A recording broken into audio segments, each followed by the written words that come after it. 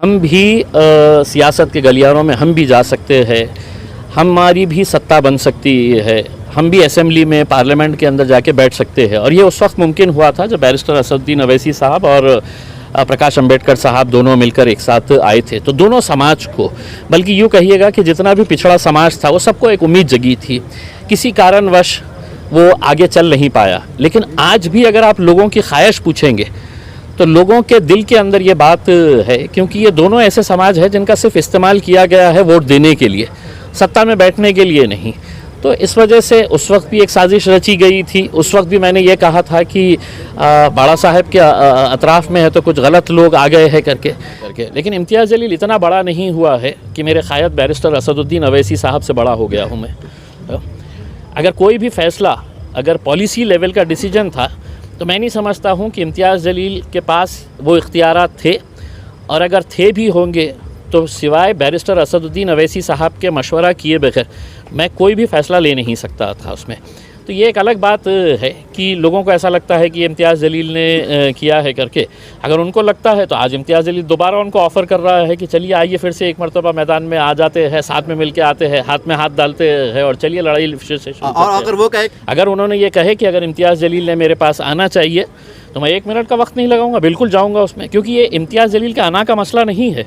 मैं चाहता हूँ कि हर शहर के अंदर हमारे विधायक होना चाहिए, हर शहर के अंदर हमारे MLAs MPs होना चाहिए करके।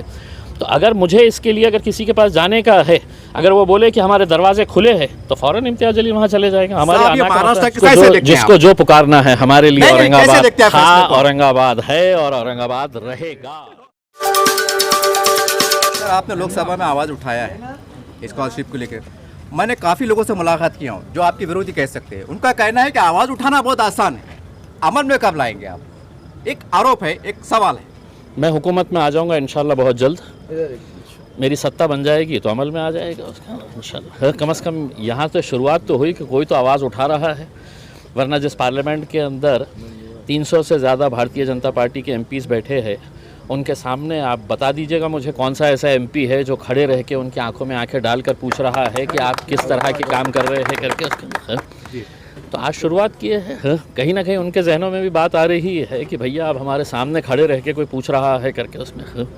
तो विरोधियों का काम, जब मैंने आपको बताया है ना, जो विरोधी इस तरह के जो बातें करते रहते हैं मैं उनको अपनी जूती पे रखता हूँ, तो मैं उनको बहुत ज़्यादा अहमियत देता नहीं हूँ।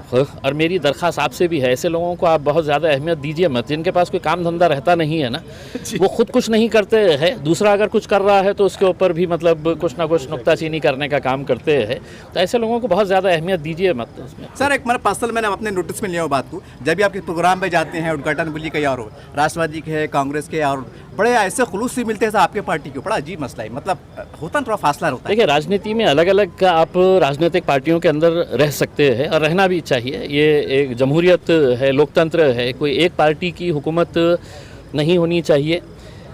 अलग अलग लोग मुख्तलिफ पार्टियों के अंदर रह के भी हम अच्छे दोस्त हो सकते हैं। अगर आप पार्लियामेंट के अंदर आएंगे तो ये बात भी सही है कि जितने भी मुखालिफिन आपके जो पार्लियामेंट हाउस के अंदर, जो लोकसभा के अंदर आपकी मुखालिफत करते हैं, वो बाहर निकलने के बाद हमारी तारीफ़ भी करते हैं कि बहुत अच्छा मुद्दा आपने उठाया है, हम बोल नहीं सकते हैं, कम से कम आपने तो बोले है करके। तो इसमें कोई ऐसा पॉलिटिकल के उसके अंदर ये नहीं होता है। आपके राजनीतिक मतभेद हो सकते हैं लेकिन आप किसी के दुश्मन नहीं हो सकते हैं उसके अंदर। सर, एक पुराना सवाल बार बार आता है, क्या करूँ मैं भी मजबूर हूँ। लोग पूछते हैं सब वंचित बहुजन अघाड़ी मायम, ये लोगों की अपनी जज्बात वाले जज्बात तर्जुमानी है। और लोग तो ये कह रहे हैं कि इम्तियाज़ साहब ने प्रेस कॉन्फ्रेंस लेकर बोलना चाहिए कि मैं आइए, मैं आपको दावत दे रहा हूँ या आप मुझे बुलाइए। मैंने पहले ही इस सवाल का जवाब दे चुका हूँ कि यकीनन इस राज्य के अंदर जितने भी मुसलमान दलित लोग थे उनकी एक उम्मीद जगी थी कि अब हम भी सियासत के गलियारों में हम भी जा सकते हैं, हमारी भी सत्ता बन सकती है, हम भी असेंबली में पार्लियामेंट के अंदर जाके बैठ सकते हैं। और ये उस वक्त मुमकिन हुआ था जब बैरिस्टर असदुद्दीन अवैसी साहब और प्रकाश अंबेडकर साहब दोनों मिलकर एक साथ आए थे। तो दोनों समाज को, बल्कि यूँ कहिएगा कि जितना भी पिछड़ा समाज था वो सबको एक उम्मीद जगी थी। किसी कारणवश वो आगे चल नहीं पाया, लेकिन आज भी अगर आप लोगों की ख्वाहिश पूछेंगे तो लोगों के दिल के अंदर ये बात है, क्योंकि ये दोनों ऐसे समाज है जिनका सिर्फ इस्तेमाल किया गया है वोट देने के लिए, सत्ता में बैठने के लिए नहीं। तो इस वजह से उस वक्त भी एक साजिश रची गई थी। उस वक्त भी मैंने ये कहा था कि बाड़ा साहब के अतराफ़ में है तो कुछ गलत लोग आ गए हैं करके। पडलकर कौन थे उसमें? पडलकर जो बाड़ा साहब के साथ में थे, इलेक्शन जैसे ही ख़त्म हुआ वो भारतीय जनता पार्टी के साथ चले गए हैं। आज उनके तरफ से वो MLC चुनकर आए हैं। तो मेरा ये कहना है आज भी लोगों का, और हम चाहेंगे, लोगों की ख्वाहिश है। लेकिन अब ये है कि अगर बाड़ा साहब ने अगर ये फ़ैसला लिया है कि उनको किसी और के साथ जाना है तो वो उनकी पार्टी है, उनको इख्तियार है कि वो किसी के साथ भी जा सकते हैं। एक आखिरी सवाल है सर कि आपके विरोधी है, स्टेट से बोलिए, मैंने काफ़ी मुलाकातें की हूँ, वो इशारों में सीधा आप पे हमला करते हैं कि यूटी टूटने के जिम्मेदार आप हैं। मैं खुल के पूछ रहा हूँ, इशारों में नाम नहीं लेते, लेकिन इशारा आप पे होता है। हो सकता है कुछ लोगों को लगता होगा करके, लेकिन इम्तियाज़ जलील इतना बड़ा नहीं हुआ है कि मेरे क़ायद बैरिस्टर असदुद्दीन अवैसी साहब से बड़ा हो गया हूँ मैं। अगर कोई भी फ़ैसला अगर पॉलिसी लेवल का डिसीजन था तो मैं नहीं समझता हूँ कि इम्तियाज़ जलील के पास वो इख्तियारात थे, और अगर थे भी होंगे तो सिवाय बैरिस्टर असदुद्दीन अवैसी साहब के मशवरा किए बगैर मैं कोई भी फ़ैसला ले नहीं सकता था उसमें। तो ये एक अलग बात है कि लोगों को ऐसा लगता है कि इम्तियाज़ जलील ने किया है करके।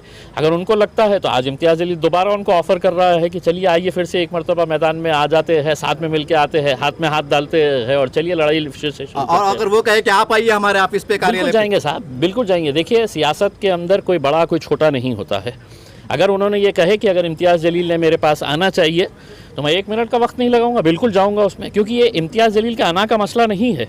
मैं चाहता हूं कि हर शहर के अंदर हमारे विधायक होना चाहिए, हर शहर के अंदर हमारे MLAs MPs होना चाहिए करके।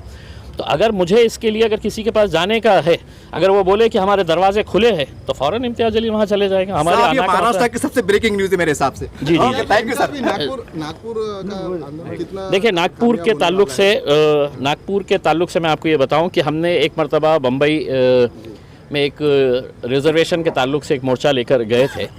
अब महाराष्ट्र की विधानसभा का अधिवेशन शुरू हो रहा है और हमने 21 तारीख के दिन सुबह 11 बजे हमने एक भव्य मोर्चा नागपुर विधानसभा के ऊपर ले जाने का फ़ैसला किया है।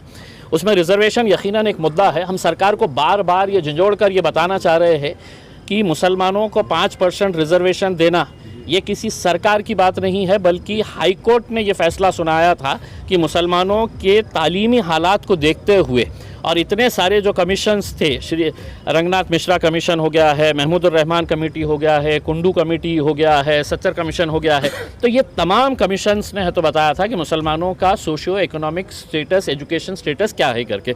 उसको समझते हुए, उसको बारीकी से पूरा डिटेल में जाने के बाद हाई कोर्ट ने कहा था कि मुसलमानों को 5% रिजर्वेशन एजुकेशन के अंदर मिलना चाहिए, क्यों नहीं दिया जा रहा है करके। तो अब वही बात हम याद दिलाने के लिए नागपुर जा रहे हैं। इसके साथ साथ हमने ये मांग भी रखी है कि वक्फ बोर्ड की जितनी भी ज़मीनों के ऊपर सरकारी दफ्तर है, कई ऐसे दफ्तर है सरकारी, औरंगाबाद में ले लीजिएगा, बम्बई में ले लीजिएगा, पूना में ले लीजिएगा, बड़े बड़े शहरों के अंदर, तो हमने गवर्नमेंट को ये कहा है कि रेडी रेकनर रेट के हिसाब से आप जो किराया बनता है वो किराया उस गवर्नमेंट ऑफिस ने वक्फ बोर्ड को रेडी रेकनर रेट के हिसाब से देना चाहिए।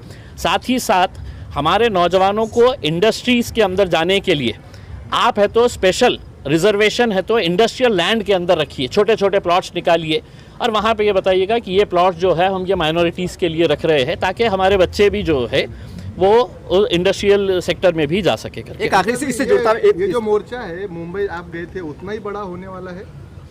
देखिए अभी फ़िलहाल मेरा पार्लियामेंट का सेशन चल रहा है, तो इस वजह से हमने इसको बहुत ज़्यादा हमने पब्लिसाइज़ नहीं किया है। बम्बई जाते वक्त हमने पूरे महाराष्ट्र को आह्वान किया था। अभी फ़िलहाल जो है ये विदर्भ से अल्हम्दुलिल्लाह बहुत बड़ी टीम वहाँ पर आने वाली है, औरंगाबाद से भी बहुत सारे लोग यहाँ से और दूसरे इलाक़ों से भी अलग अलग लोग आने वाले हैं। तादाद कितनी है ये मायने नहीं रखता है, मुद्दा क्या है वो मुद्दा अगर चाहे अगर 10 लोग अगर ठोस तरीके से अगर सरकार के कान में अगर डालने का काम करते हैं तो वो मेरे हिसाब से एजुकेशन की बात की है तो अभी स्कॉलरशिप जो बंद की गई है सेंट्रल गवर्नमेंट की तरफ से, सबसे बड़ा नुकसान मुस्लिम बच्चों को हुआ है, इसके ऊपर आप क्या कहें? देखिए मेरे को जो भी कहना था मैंने पार्लियामेंट के अंदर बहुत चीख के कहा, 3 मरतबा मैंने पार्लियामेंट के अंदर ये आवाज़ उठाई है। और मैं तो चाहूँगा कि जो पार्टियां अपने आप को मुसलमानों के हमदर्द बताती है वो भी इसका सवाल दे दे।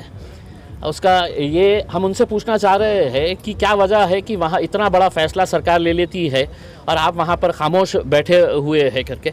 यकीनन लाखों ऐसे बच्चे हैं जिनको ये प्री मैट्रिक स्कॉलरशिप बंद होने के बाद से और बहुत ज़्यादा पैसा नहीं, मुसलमान बच्चों को 1-1 हज़ार रुपये मिलता है, तो उस 1-1 हज़ार रुपये के अंदर वो बच्चे के माँ बाप चाहते हैं कि वो स्कॉलरशिप के ज़रिए मैं तो किसी अच्छे प्राइवेट स्कूल के अंदर पढ़ाऊँ करके। गवर्नमेंट जो कह रही है कि राइट टू एजुकेशन के अंदर हम इनको ये फैसिलिटीज़ दे रहे हैं, लेकिन राइट टू एजुकेशन के अंदर है तो सिर्फ सरकारी स्कूल्स के अंदर है। प्राइवेट स्कूल को है तो एक कोटा दिया गया है कि आप 20% 25% है तो ये बच्चों को ले सकते हैं करके, तो हर माँ बाप की ख्वाहिश होती है। दूसरा ये है मौलाना आज़ाद रिसर्च फेलोशिप, जिसके अंदर सबसे ज़्यादा बच्चों को जो स्कॉलरशिप फेलोशिप मिलती है वो मुसलमानों के बच्चे हैं और दलितों के बच्चे हैं। तो उनको आपने अचानक फ़ैसला ले लिया है कि ये कर देना। मुझे अफसोस इस बात का है कि सिर्फ इस मामले के अंदर इम्तियाज़ जलील क्यों आवाज़ उठा रहा है। कांग्रेस के, राष्ट्रवादी कांग्रेस के आप सुनील तटकरे साहब जो एनसीपी के एमपी है, मेरे पीछे बैठे हुए थे, जब वो भाषण दे रहे थे तो आप उनका भाषण सुनिएगा कि उसके अंदर उन्होंने ऐसा झूठे मुंह ही नहीं कि भाई इम्तियाज़ जलील बैठा है कि कम से कम मैं मुसलमानों के बारे में बोल दूं करके उसमें, तो उन्होंने है तो सिर्फ मराठाओं को दो, उन्होंने सिर्फ धंगरों को दो और लिंगायत को दो, मुसलमानों को क्यों नहीं दो? मुसलमानों के वोट चाहिए आपको, लेकिन मुसलमानों को ये फैसिलिटीज़ नहीं देंगे करके। ये अलग बात है कि जब मेरा मौका आया तो मैंने खूब उनकी भी वहाँ पे बंद करने की, मुसलमानों को तालीम से दूर रखने की ये साजिश है कि मुसलमानों को ये सरकार चाहती है कि मुसलमानों के बच्चों ने पंचर ही बनाना चाहिए, ऑटो रिक्शा ही चलाना चाहिए, पान टपरी ही खोलना चाहिए करके। मुसलमान बच्चे IAS नहीं बनना, IPS नहीं बनना, कोई अच्छे बड़े ओहदे के ऊपर नहीं जा रहा, यही मंशा है। एक सेकंड सर, सरकार जब गिर रही थी तो रातों रात जो तो संभाजी नगर के ऊपर फैसला लिया गया था, आप ही ने कहा है कि हाईकोर्ट का जजमेंट है 2.5 साल निकल जाते। ये दोनों फैसलों को आप कैसे निकाल से देखते हैं? एक सरकार गिरते गिरते बहुमत में भी नहीं है, संभाजी नगर हो गया डिक्लेयर कर देते हैं और हाईकोर्ट का जजमेंट आता है। जिसको जो पुकारना है, हमारे लिए औरंगाबाद था, औरंगाबाद है और औरंगाबाद रहेगा।